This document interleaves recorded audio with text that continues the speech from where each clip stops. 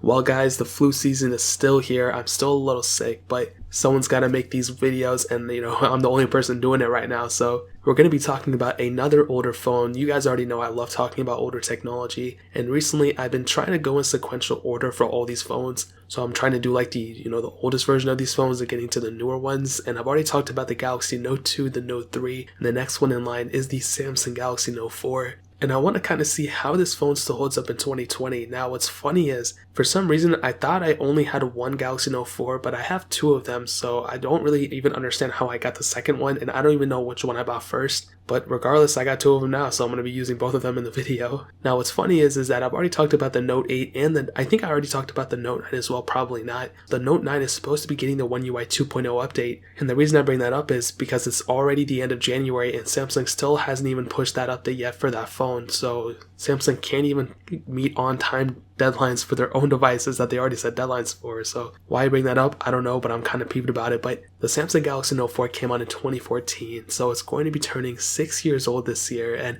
I remember when this phone came out, I was looking at the reviews of this phone, and I'm like, I felt the same way about this phone that I felt about the Note 3. I was like, this phone has so much going for it that if you buy this phone, it could last you forever. And I'm still kind of in that same boat, but this phone still has some weird things here and there. But regardless, this phone is still a killer device. It honestly signifies a lot of the last of a Samsung phone. This was the last Samsung Galaxy Note phone to bring a removable back and a removable battery, since the next phone of this got the Note 5 took away not only the removable battery but also the removable storage. So this one was the last one to bring it at the time, but then we eventually got it back with the Note 8, so I guess that was a really good thing. Now, looking on the front of this phone, we have a 5.7 inch 1440p Super AMOLED display, and this display definitely has held up for sure. I just think it doesn't really feel that good and premium in the hand. There's a lot of plastic going around this device, so it doesn't feel that good. But the panel itself is still pretty good and pretty crisp. For some older Galaxy Note panels though, there's a lot of burn-in. Some of my panels do have burn-in, and it sucks really bad, but that's something Samsung really needs to work on, somehow improving the software and hardware to make it so it doesn't burn in, at least not as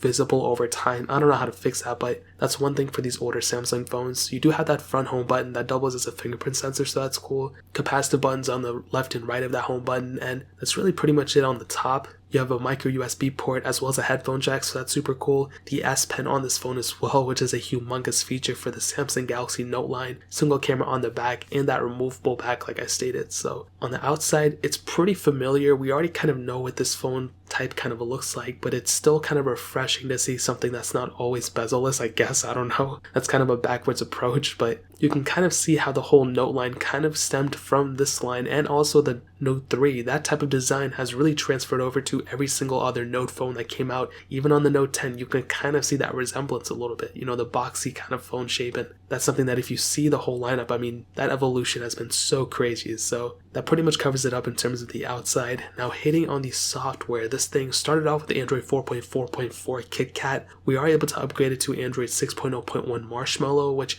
honestly isn't that bad of a version for this phone to end on. It's not like the worst version ever. However, one thing to keep in mind is that this thing is completely outdated on stock software. You are not getting any more software updates or full OS updates. You're not getting security updates or anything like that, so you're completely outdated at the core of it. This thing stopped at TouchWiz as well, which TouchWiz, we all know, is not my favorite. It's not really anybody's favorite. I don't think anybody's really looking for that. It's not even Samsung's favorite because they switched over to One UI, which is a more streamlined approach and a more minimal approach, which even that one still needs a lot of work. So this thing stopped at 6.0.1, which, say it as you will, it's really, it's not horrible. It's kind of bad. I'll just take it back. It's pretty bad for today's standards. So keeping this thing stock would probably not be my first choice. I would not keep this thing stock. That's why this phone has a pretty huge advantage of being able to be rooted and also having custom ROMs on it, which a lot of people don't like talking about, which I don't know why. I understand you have to modify your phone a little bit and you might lose your warranty or something, but this phone doesn't even have any warranty left because it's so old. You're better off just custom ROMing this phone, finding a stable Android Oreo ROM, maybe even an Android Pie ROM, finding something like that, and then custom ROMing this device, and you'll be getting not only way more features and way more stability from a phone like this, but you'll also be getting more security at the end of the day, in a way. As long as you get a ROM that's stable like Lineage OS or something that has a name to it, those type of ROMs have so much more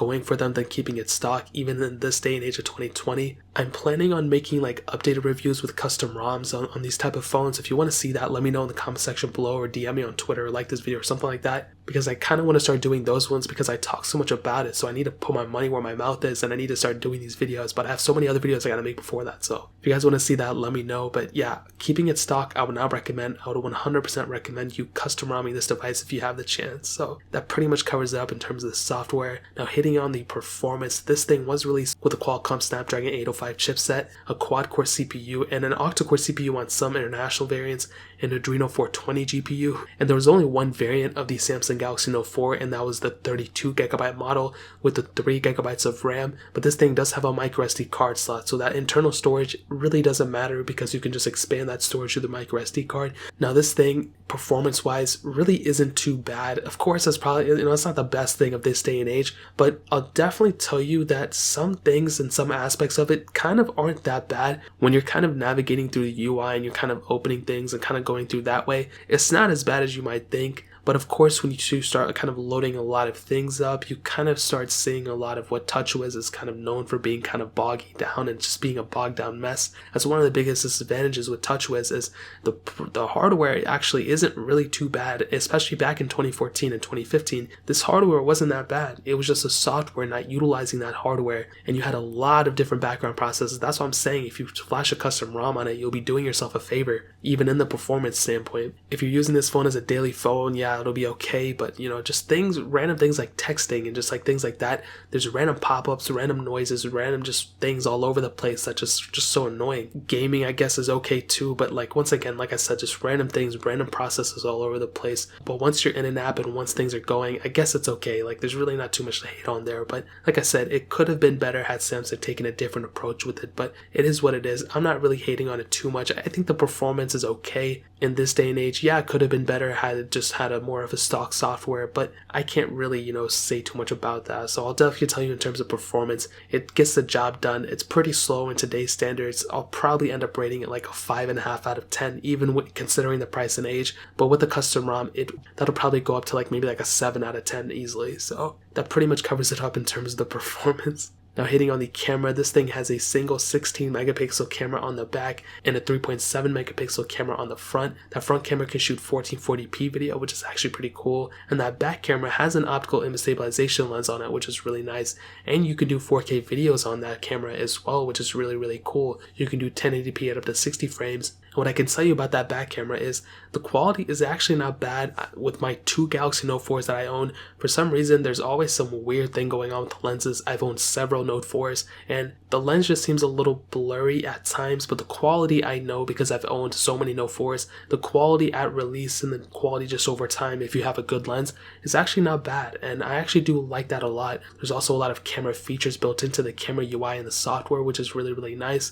So I think the camera is definitely decent on this phone, but like I've stated with other older phones that only have a single camera lens, the biggest thing you're missing out on are those camera hardware features, such as a telephoto lens, an ultra-wide sensor. Those type of things you're missing out on. You'll never be able to get those from a software update or anything, so you're kind of already outdated in terms of that standpoint. It's not the end of the world. Definitely it can be, it could be way worse. You could have a 3 megapixel camera on the back, but that's one thing that you are missing out on, that if you are planning on getting this phone, if you have this phone, you're missing out on those specific camera features. So it's not the end of the world, but that is one humongous thing that this phone will never get, are those camera features that the newer phones have. So that pretty much covers it up there in terms of the hardware and the camera. Now ending it off with the battery life, this thing has a 3220 milliamp hour battery, and that's actually not that bad of a battery life for being, a 2014 phone. But one thing to keep in mind is, and this is the biggest thing about this phone, is that it is a removable battery phone, so it does support that. You can easily go pick up a 5000 or